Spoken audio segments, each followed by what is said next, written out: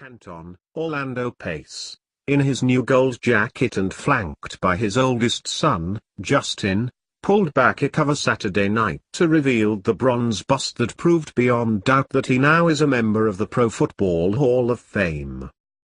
"Wow," Pace said to the crowd estimated at 10,000 at the induction ceremony in Tom Benson Stadium, between the hall and Canton McKinley High School. "This is amazing." Among those joining him in the class were Brett Favre, the three-time NFL MVP and Super Bowl-winning quarterback who spent most of his career with Green Bay, Marvin Harrison, a Super Bowl-winning receiver with Indianapolis, and Kevin Greene, a defensive end linebacker who was third all-time in sacks while playing for 4 teams. 2 from off the field entered: Tony Dungy, who became the first African-American coach to win a Super Bowl with Indianapolis, and Eddie DeBartolo, a Youngstown native who transformed San Francisco into a 5-time Super Bowl-winning franchise. And 2 deceased players were enshrined: Dick Stanfel, a standout lineman with Detroit and Washington and later an assistant coach, and Ken Stabler, a Super Bowl-winning quarterback for Oakland.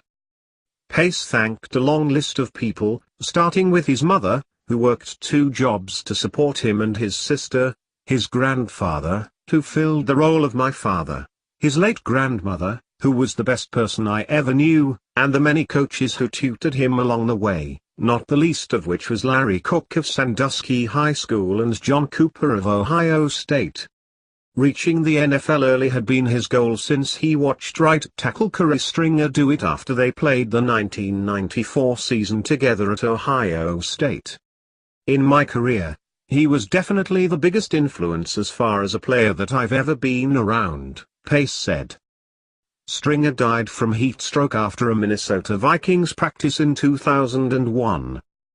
Pace was arguably the most decorated college lineman, with 2 Lombardi Awards, 1 Outland Trophy and a 4th-place finish in the 1996 Heisman Trophy balloting.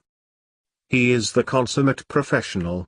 He was a perfect left tackle," said former Ohio State running back Eddie George, who leaned on Pace on his way to the 1995 Heisman Trophy. "In my mind, he's one of the greatest to play the game at that position." Pace was the number 1 overall pick of the 1997 NFL Draft and became the cornerstone of a St. Louis Rams team, coached by Dick Vermeil, that in the 1999 season rose to win the Super Bowl. It was the high point of Pace's 13-year career that included 7 Pro Bowl appearances. Yet Pace asserted that his greatest accomplishment has been his family. "As I move forward post-Hall of Fame, post-football, my goal and promise is to be as caring to my 4 children, as my grandmother was to me," Pace said. "To be a loving husband to my wife, Carla, a great son and grandson, to serve as a role model for success and exemplify unwavering passion, work ethic, dedication and commitment to excellence that can lead to success for anyone with the courage to aspire. He is living proof that it can lead to success. Remember, the dream always begins as a dream, but the older you get, the more you realize what it takes to turn that dream into reality," Pace said. For him, he said, his journey started in Sunnyside Park in Sandusky as a 7-year-old blessed with above-average size and athletic ability and the thought that perhaps God had destined me for something special, something great. Now here I am in Canton. Thank you. God bless.